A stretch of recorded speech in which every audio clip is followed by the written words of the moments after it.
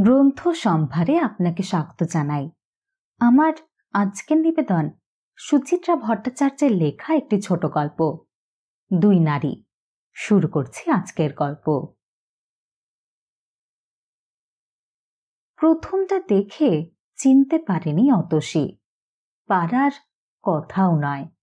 20 বছর আগে যে মুখ একবারই দেখেছিল মাত্র, যে মুখের একটাই শুধু ছবি লুকানো আছে তার কাছে, সেই মুখ চিরকালের মতো হৃদয়ে গেঁথে থাকলেও এই মুখের সঙ্গে সে মুখের মিল পাওয়া কঠিন। হঠাৎ দেখে মনে হয় ভর দুপুরে কোনো গরিব দুঃখী সাহায্যের জন্য এসেছে বুঝি। প্রায়ই যেমন আসে সেই রকমই জীর্ণ শীর্ণ চেহারা, চোখের তলায় ঘন কালো ছোপ, ভাঙা লম্বাটে মুখ, গায়ের চামড়া খসখসে, কণ্ঠার হাড় দুটো বিকট রকম উঁচু হয়ে আছে, মাথা ভরা রুক্ষ চুল এলোমেলো, খয়াটে শরীর ঘিরে জড়ানো হলুদ পাড় সাদা তাঁতের শাড়িটার দশাও দিনহীন। তবু সবকিছু সত্ত্বেও মহিলার মুখে চোখে এক ধরনের আভিজাত্য আছে। বোঝা যায় অবস্থার ফেরেই দরজায় দরজায় ঘুরতে হচ্ছে মহিলাকে। অতসী জিজ্ঞাসা করল, কি চায়? ক্লান্ত মুখে শুকনো হাসি ফুটল। আমাকে চিনতে পারছেন? অতসী থতমত খেল সামান্য। না, মানে ঠিক কে বলুন তো? আমি তন্দ্রা। তন্দ্রা? ছোট্ট এক ফোঁটা নাম, দুটো মাত্র শব্দ, তবু এখনো এতদিন পরও কি তীব্র বিষ তাতে। অতসী নতুন করে সেই বিষ ছোবল খেল যেন। প্রায় সঙ্গে সঙ্গেই ছিটকে সরে গেছে কয়েক পা। আশ্চর্য, এতক্ষণ কেন চিনতে পারিনি? সেই তো, হ্যাঁ সেই, ওই তো সেই নীলচে চোখ। নীলচে নয়, কটা। ওই তো দিগন্তের আকাশের মতো সেই নতমুখী দৃষ্টি, ছলনা মাখা। ওই তো অতসীর সব অহংকারকে পিষে দেওয়া পাতলা টেপা ঠোঁট, ঠোঁটের কোণে ছোট্ট বাদামি তিল, সবই রয়েছে। অতসীর গলা আপনা আপনি কঠোর হয়ে গেল। তুমি তুমি কি জন্য এখানে এসেছ? তন্দ্রা ঢোক গিলল, শুকনো হাসিটা ঠোঁটে লেগেই আছে। আসলে আপনার কাছে একটু দরকারে এসেছিলাম। তোমার সাহস তো কম নয়। তন্দ্রার গলায় তবু কাতর অনুনয়। একটু যদি সময় দেন। না, আমার সময় নেই, তুমি এখন আসতে পারো। অতসী মুখের ওপর দরজাটা বন্ধ করে দিয়েছিল প্রায়। আচমকা তন্দ্রা ভোল পাল্টেছে। অতসীকে স্তম্ভিত করে দিয়ে আধ বোঝা পাল্লা দুটো চেপে ধরেছে শক্ত হাতে। আমি কিন্তু ফিরে যেতে আসিনি, আপনার সঙ্গে কথা বলতে এসেছি। কিন্তু আমি তোমার সঙ্গে একটি কথাও বলবো না। কিন্তু তাতে লাভ হবে না। তন্দ্রার গলার আওয়াজ অসম্ভব শান্ত, অথচ কি উদ্ধত। আজকে না শুনলে আমি আবার আসব, বারবার আসব। সেটা নিশ্চয়ই আপনি চাইবেন না। দরকার হলে আপনার ছেলের কাছেও যেতে পারি আমি। অতসীর এবার বাকরোধ হওয়ার পালা। তন্দ্রা কি অতসীকে ভয় দেখাতে এসেছে? এত দিনকার গোপন কথাগুলো সব ফাঁস করে দেওয়ার ভয়? কি বা বলতে চায় এখন? এতদিন ছিলই বা কোথায়? অতসীর বুকের ভেতরটা আচমকা হু হু করে উঠল। অনেক কষ্টে সংযত করল নিজেকে। গলার কঠিন ভাবটাকে তবু কাটানো গেল না। তুমি কি ব্ল্যাকমেল করতে এসেছো আমাকে? তন্দ্রার মরিয়া ভাব যেমন দুম করে এসেছিল তেমনি দুম করে মিলিয়ে গেছে। দরজার পাল্লা ধরে থাকা তার হাত দুটো ক্রমে শিথিল হয়ে এলো। উত্তেজনায় হাঁপাচ্ছে হাঁপড়ের মতো। হাঁপাতে হাঁপাতেই মাথা নাড়ল দুদিকে। অতসীর চোখ তবু তীক্ষ্ণ। কি চাও তুমি? এবারও দুদিকে মাথা নাড়ছে তন্দ্রা। দরজা ছেড়ে পাশের দেওয়ালটাতে ঠেস দিয়েছে। ঘামছে অসম্ভব।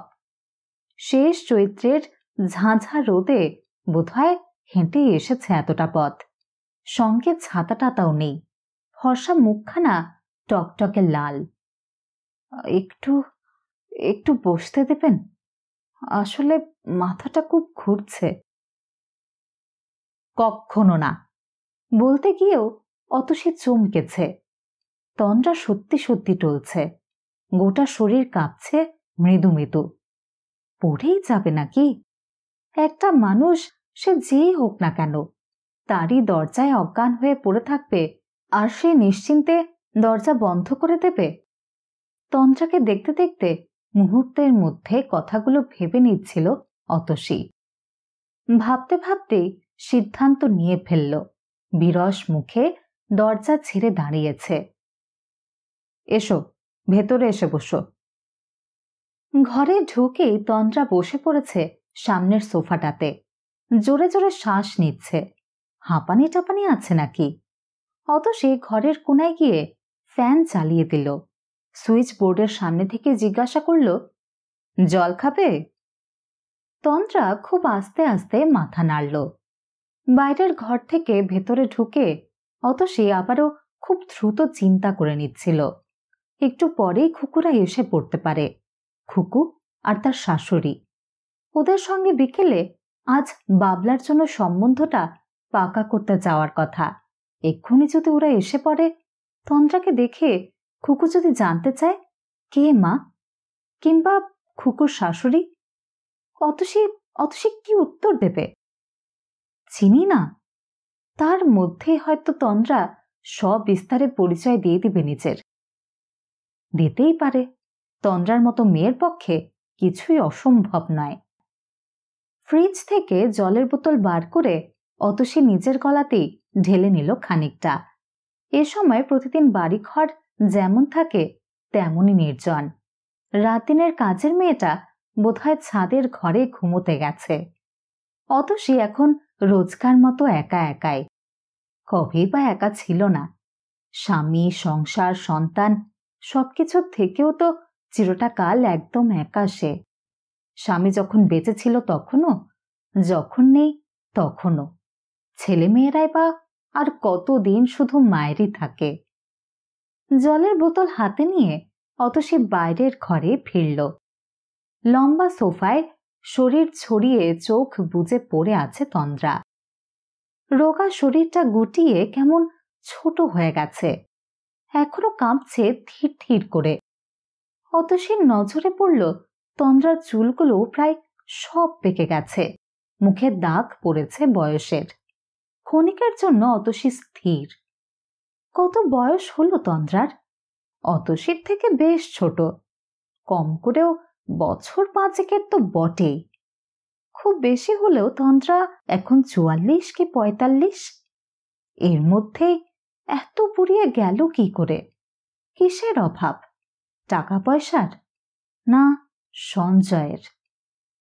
অতসী বুঝতে পারছিল না বলেই আরো রাগ বাড়ছিল তার। সঞ্জয়ের অভাবে কেন হবে? সঞ্জয়ের অভাবে যদি কারোর ক্ষয়ে যাওয়ার কথা থাকে সেটা তো অতসীরই। অথচ অতসী এই 50 দিব্যি সুস্থ সবল। তাকে দেখে কেউ বলবে না তার মেয়ের বিয়ে হয়ে গেছে, ছেলের বিয়েও হব। অতসী টেবিলে জলের বোতলটা রেখে আলতো ধাক্কা দিল তন্দ্রাকে। কি হলো তোমার? তন্দ্রা চোখ খুলল না। দাঁত দিয়ে নিচের ঠোঁট সজোরে চেপে ধরে আছে। শুনছো? জল এনেছি। তন্দ্রা তবুও নিশ্চল। অতসীর অস্বস্তি বাড়ছিল। হঠাৎ করে আপদ কেন চেপে বসেছে ঘাড়ে? তন্দ্রাকে মোটামুটি ভুলে গিয়েছিল সে। মোটামুটি কেন, পুরোপুরি। সঞ্জয় যতদিন বেঁচে ছিল, সঞ্জয়ের সঙ্গে এই মহিলাও মিশেছিল অতসীর প্রতিটি রক্তবিন্দুর সঙ্গে। প্রতি মুহূর্তে বিপন্ন করে তুলত অতসীর অস্তিত্বকে। কি তীব্র অপমান আর যন্ত্রণায় যে কেটেছে তখনকার দিনগুলো। সংশয়ের কাঁটা সর্বক্ষণ বুকে বিঁধে থাকত। এই বুঝি আজও সঞ্জয় ফিরল না রাতে, এই বুঝি ট্যুরে যাওয়ার নাম করে ফুর্তি করতে গেল তন্দ্রাকে নিয়ে। তখনকার প্রতিটি দিনের কথা, প্রতিটি রাতের কথা আমৃত্যু রয়ে যাবে অতসীর বুকের গভীরে। শেষের দিকে সঞ্জয় বলতো, এখনো তুমি একটা কথা নিয়ে ঘ্যান ঘ্যান করো কেন বলো তো? তুমি যা চাও আমি তো সব দিয়েছি তোমাকে, গাড়ি বাড়ি স্বাচ্ছন্দ্য আরাম, এখনো আমায় তুমি একটু শান্তিতে থাকতে দেবে না? অতসী ঝাঁঝিয়ে উঠত, চাই না আমার বাড়ি গাড়ি, চাই না সুখ আরাম, আমি আমার সারাটা জীবন, আমার ছেলে মেয়ে সবাইকে ছাড়খাড় করে দিয়েছ তোমরা, তুমি আর ওই রাক্ষসী। উফ! সঞ্জয় চিৎকার করে উঠত, কি চাও তুমি খুলে বলো তো? তুমি কি চাও আমি এ বাড়ি ছেড়ে চলে যাই সারা জীবনের মতো? অতসীও চেঁচাতো, হ্যাঁ তাই চাও। দিনের পর দিন এই মানসিক অত্যাচার আমি আর সহ্য করতে পারছি না। অতসীর হৃৎপিণ্ড ধকধক করে উঠল। তাই কি অত তাড়াতাড়ি চলে গেল সঞ্জয়? মাত্র 50-এ পা দিতে না দিতেই অফিস থেকেই কর্মচারীরা সঞ্জয়ের ঠান্ডা শরীরটাকে বাড়িতে পৌঁছে দিয়েছিল। নিজের অফিস ঘরে বসে কাজ করতে করতে বুকে ব্যথা বলে অজ্ঞান হয়ে যায় সঞ্জয়। সেখানেই সব শেষ। স্বামীর নিথর দেহটার দিকে তাকিয়ে বুক ফেটে কান্না আসতে চাইলেও কিছুতেই কাঁদতে পারেনি অতসী। 15 বছরের জমাট অভিমান তার সমস্ত জাগতিক অনুভূতিগুলোকে দুমড়ে মুচড়ে শেষ করে দিয়েছিল। বাবলাটা সবে ইঞ্জিনিয়ারিং পাশ করেছে তখন, খুকু হায়ার সেকেন্ডারি দেবে। বাবলা ঠিকমতো বাবার ব্যবসা দেখতে পারবে কিনা, খুকুটাকে আরো বড় করতে হবে, এইসব ভাবনা চিন্তায় তন্দ্রা কখন ম্লান হয়ে গেছে অতসীর জীবন থেকে। হয়তোবা সঞ্জয়ও। ভাবতে গিয়ে সঞ্জয়ের মৃত্যুর 5 বছর পর আজ কেন যেন চোখে জল আসছে অতসীর। সঞ্জয়ের জন্য মন কেমন করছে। সঞ্জয় যেমনই হোক, যেভাবে থাকুক, তবু ছিল তো। কেন তো তাড়াতাড়ি চলে গেল? কে দায়ী তার অকাল মৃত্যুর জন্য? অতসী নাকি ওই মহিলাই? ওর জন্যই তো সঞ্জয়। অতসী আঁচলা ভরে ঠান্ডা জল নিয়ে ছুঁড়ে মারল তন্দ্রার মুখে চোখে। জলের ছোঁয়া পেয়ে তন্দ্রা নড়ে উঠেছে, চোখ মেলল।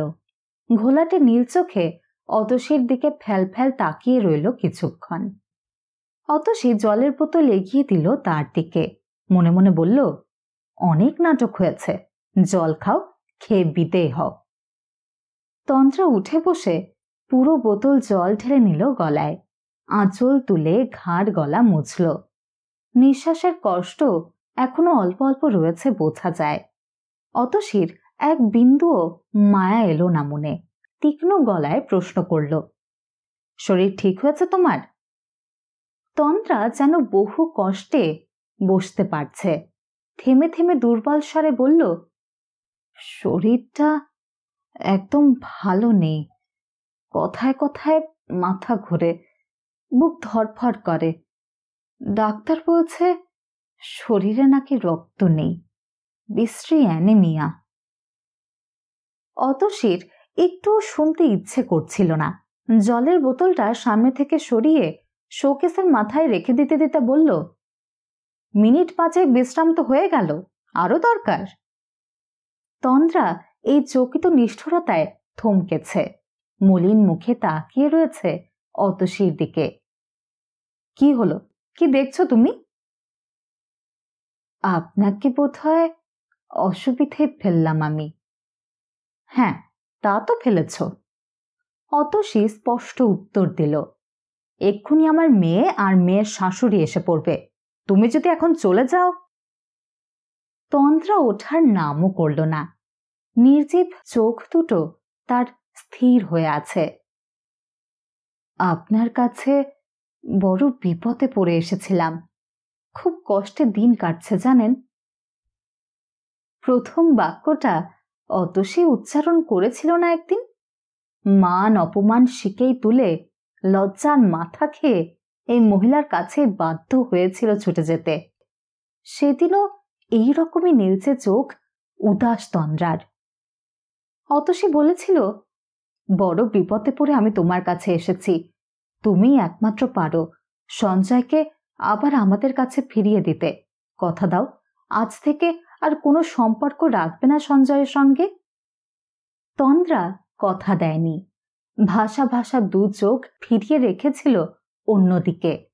অতসী তখন মরিয়া, সব কিছু তখন যে ভেসে যেতে বসেছে। সুখ, শান্তি, স্বামী, সংসার, ছেলে মেয়ে, স্বপ্ন, প্রেম, সব কিছু। দেখো, তোমার এখনো বয়স আছে, তুমি দেখতেও সুন্দরী, ইচ্ছে করলে এখন একটা ভালো ছেলে দেখে বিয়ে করতে পারো। কেন মিছিমিছি একজন বিবাহিত লোকের জন্য নিজের জীবন নষ্ট করছো তুমি? তন্দ্রা কেঁদে ফেলেছিল হু হু করে। সে কি ভয়ানক বাঁধ ভাঙা কান্না! কাঁদতে কাঁদতে শুধু বলেছিল, সে আর হয় না, আর হয় না। কেন কেন হয় না?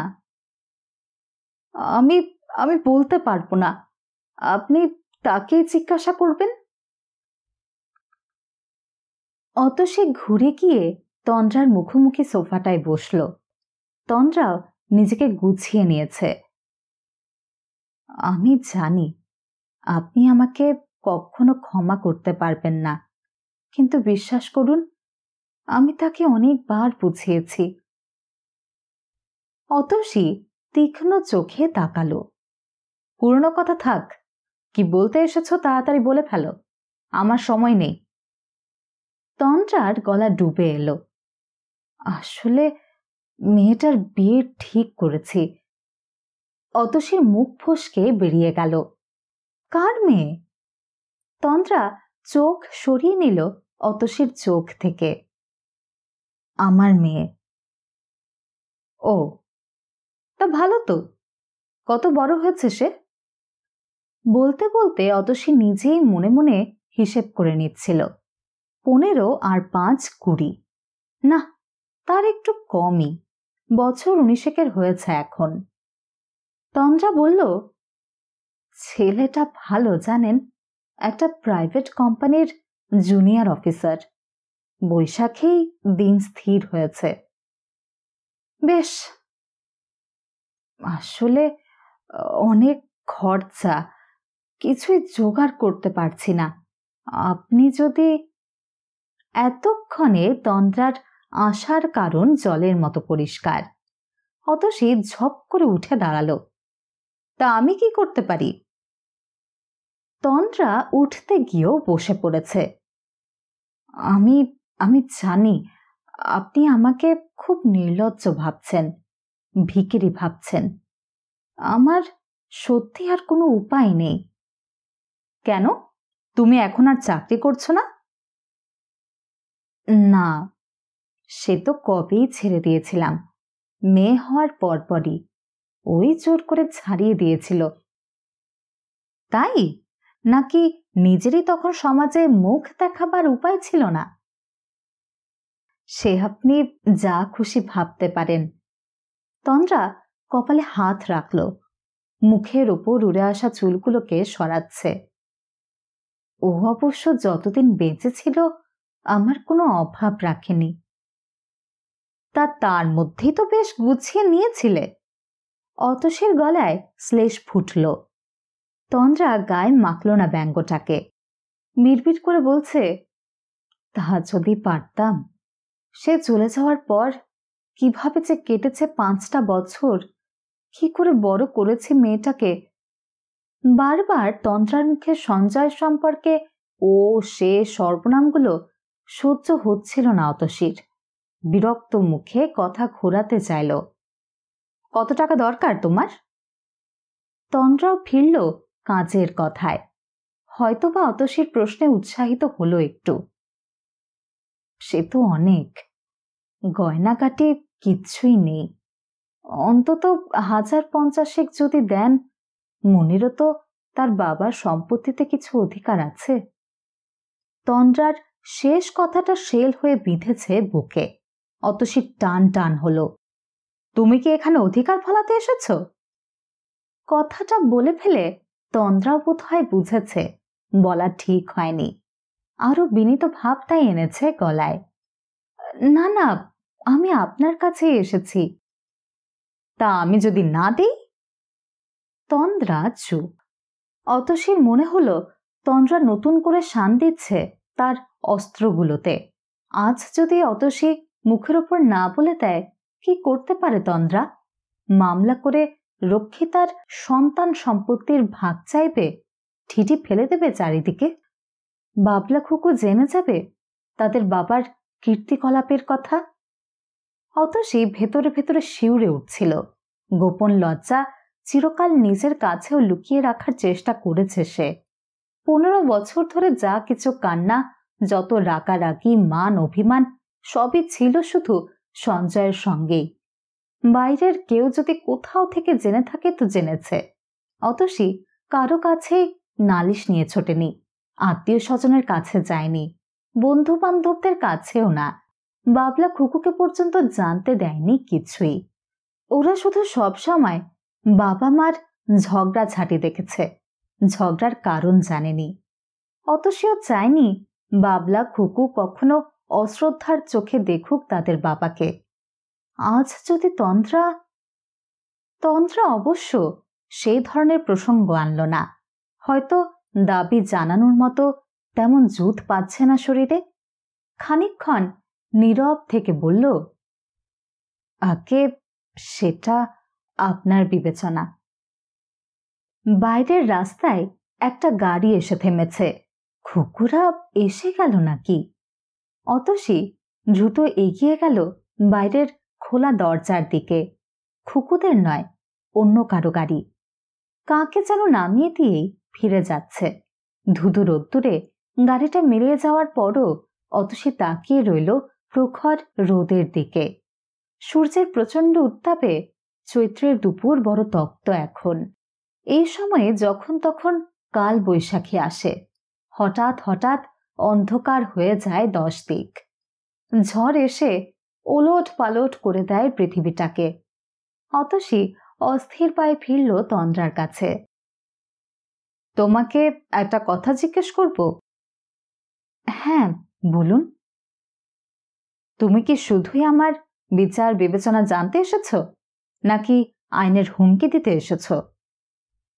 বেশ কিছুক্ষণ ঠান্ডা ছায়ায় বসে অনেকটা ধাতস্থ হয়েছে তন্দ্রা। অনেকক্ষণ পর হাসল আলগা ভাবে। আলগা কিন্তু ধারালো খুব। চেহারা ভেঙে গেলেও হাসির ভঙ্গিটা তার এখনো আগের মতোই। হাসি বা কান্নার চেহারা বোধহয় বদলায় না কখনোই। সব বয়সে সর্ব অবস্থায় হাসি কান্নার রূপ একই রকম। তন্দ্রার হাসি মাখা যে ছবিটা অতসীর কাছে এখনো আছে, সেই হাসির সঙ্গে এ হাসির তেমন তফাৎ নেই। ছবিটাকে আচমকাই একদিন সঞ্জয়ের জামার পকেটে আবিষ্কার করেছিল অতসী। মনে একটু খটকা লাগলেও তখনও সন্দেহকে পাত্তা দেয়নি তেমন ভাবে। 10 বছরের বিবাহিত জীবন একদিনের ঝড়েই ওভাবে তছনছ হয়ে যাবে কে জানত।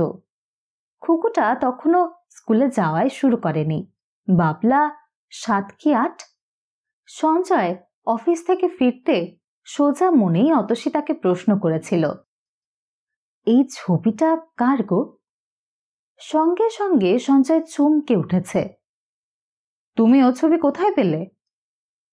সেই মুহূর্তে সঞ্জয়ের মুখ চোখে সঞ্জয়ের স্বরে এমন কিছু ছিল যাতে অতসীও চমকেছে। চকিতে ছবিটাকে লুকিয়ে ফেলেছে পিছনে। তোমার শার্টের পকেটে ছিল। সঞ্জয়ের ভ্রু জড়ো। তুমি আমার জামা প্যান্ট ঘাঁটো নাকি আজকাল? অতসী হতবাক। ওমা, ঘাঁটতে যাব কেন? কাঁচার জন্য বার করেছিলাম। ছবিটা আমায় দাও। আগে বলো কে মেয়েটা? আমাদের অফিসে কাজে ঢুকেছে। তো তার ছবি তোমার পকেটে এলো কি করে? আমাকে কি তুমি জেরা করছো? না, জানতে চাইছি। আমি রেখেছি। সঞ্জয় চিরকালই এরকম স্পষ্টবাদী। নিজের গোপন অপরাধগুলোকেও চিরদিন স্পষ্ট ভাষায় জানিয়ে দিতে কখনো দ্বিধা করেনি। আজকাল মাঝে মাঝে অতসীর মনে হয় অত সত্যবাদী সঞ্জয় না হলেও পারত। অতসী বহু যন্ত্রণা থেকে মুক্ত থাকতে পারত। তাহলে জীবনে বোধহয় কিছু নিষ্ঠুর সত্য অজানা রয়ে যাওয়ায় ভালো। অতসী সোজাসুজি তাকালো তন্দ্রার দিকে। খুকুরা এসে পড়ার আগে তন্দ্রার সঙ্গে একটা বোঝাপড়া করতে চায়। তুমি কিন্তু আমার প্রশ্নের জবাব দিলে না। তন্দ্রার হাসি মুছল। কি বলি বলুন তো? যা সত্যি তাই বলবে। কিন্তু সত্যিকে কি মেনে নিতে পারবেন আপনি? কি বলতে চাও খোলাখুলি বলো তো। আড়ষ্টভাবে সোফায় হেলান দিল তন্দ্রা। মুখ উঁচু করে কয়েক সেকেন্ড পাখার বাতাস টানল বুকে। যদি বলি আপনার কাছ থেকে আমি দুটোই চাই, বিবেচনা আর আইনের বিচার দুটোই। কিন্তু কি হিসেবে? হিসেব আমি বুঝি না, যা মনে এলো বললাম। হয়তো আপনি যেমন বাবলা খুকুর মা, আমিও তেমনি মুন্নির মা, সেই হিসেবে। অতসী ধৈর্য হারালো। বেশ জোরেই বলে উঠেছে, না, বাবলা খুকুর নাম তুমি মুন্নির সঙ্গে উচ্চারণ করবে না। বাবলা খুকু আর মুন্নি এক নয়। তন্দ্রা একটু উত্তেজিত হলো না। দেখলেন তো, আপনি সত্যিটাকে মেনে নিতে পারলেন না। বলতে বলতে চোখ বুজেছে, আপন মনে বলে চলেছে। অনেক ঘটনা থাকে যা মানুষ না চাইলেও ঘটে যায়, কিংবা ভুল করেও হয়ে যায় অনেক কিছু। কখনো কখনো পরিস্থিতির উপর কারো কোনো হাত থাকে না। বলতে বলতে আরো গলা নামিয়েছে। একদিন আমি আপনাকে বলেছিলাম আমার উপায় ছিল না। সত্যি তো উপায় ছিল না। মাটি কি ইচ্ছে করলেই তার ফসল উপড়ে ফেলে দিতে পারে? আপনি কি পারতেন? আপনিও তো বাবলা খুকুর মুখের দিকে তাকিয়ে। আমার কথা এখানে আসে না তন্দ্রা। অতসী তর্ক করে উঠল। আমি সঞ্জয়ের স্ত্রী ছিলাম, আমার একটা সামাজিক পরিচয় ছিল।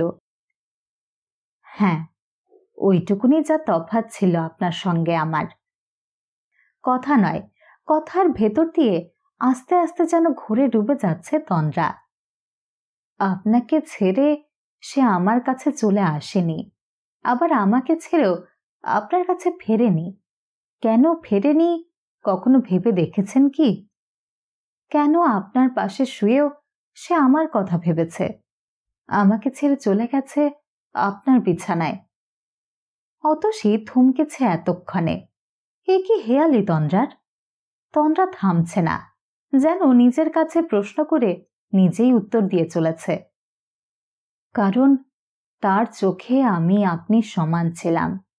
আমি না হয়ে অন্য কেউ হতে পারত, কিংবা আপনি না হয়ে আর কেউ। একটুখানি সামাজিক চিহ্ন ছাড়া আপনার আমার আলাদা পরিচয় আছে কি? তন্দ্রার কথাগুলো ভেসে যাচ্ছে, ভাসতে ভাসতে ছড়িয়ে গেল গোটা ঘরে। আপনি না হয়ে অন্য কেউ তো হতে পারত, আমি না হয়ে আর কেউ। ঠিক, ঠিকই তো। অত সে নিজেও জানে না কখন অন্যমনস্ক ভাবে সোফা ছেড়ে উঠে দাঁড়িয়েছে সে, কখন চলে গেছে খোলা জানালার ধারে। অত সে কে ছিল সঞ্জয়ের?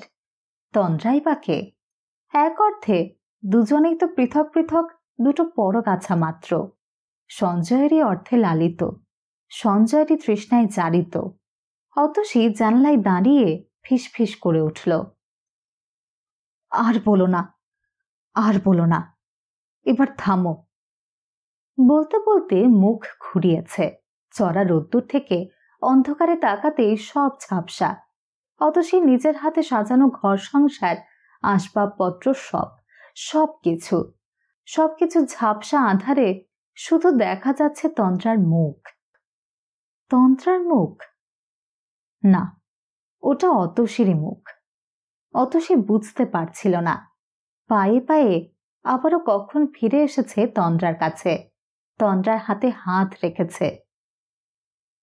আমার খুব কষ্ট হয় জানো। আমারও। আমার মাঝে মাঝে বড় কাঁদতে ইচ্ছে করে জানো। আমারও। বলতে বলতে কাঁদছে দুজনে, বুক ভাঙা কান্না। 5 বছর পর এই প্রথম, সঞ্জয়ের মৃত্যুর পর এই প্রথম। এভাবেই দুই নারী অন্দরের ছায়ায় বসে কাঁদছিল সংগোপনে। কখন খুকু আর খুকুর শাশুড়ি এসে দাঁড়িয়েছে খোলা দরজায় কেউ খেয়াল করেনি। কখন যে দুপুর গড়িয়ে গেছে তাও খেয়াল করেনি কেউই। বেলার মনে বেলা ফুরিয়ে যাচ্ছিল তাদের। শেষ হলো সুচিত্রা ভট্টাচার্যের লেখা ছোট গল্প দুই নারী। যদি আমার গল্প পাঠ আপনার ভালো লেগে থাকে তাহলে ভিডিওটি অবশ্যই লাইক এবং শেয়ার করবেন এবং চ্যানেলটিকে সাবস্ক্রাইব করার অনুরোধ রইল। আমার গল্প পাঠ আপনার কেমন লাগলো তা অবশ্যই কমেন্ট সেকশনে লিখে জানাতে পারেন। ভালো থাকবেন। আজ এখানেই বিদায় নিচ্ছি। ধন্যবাদ।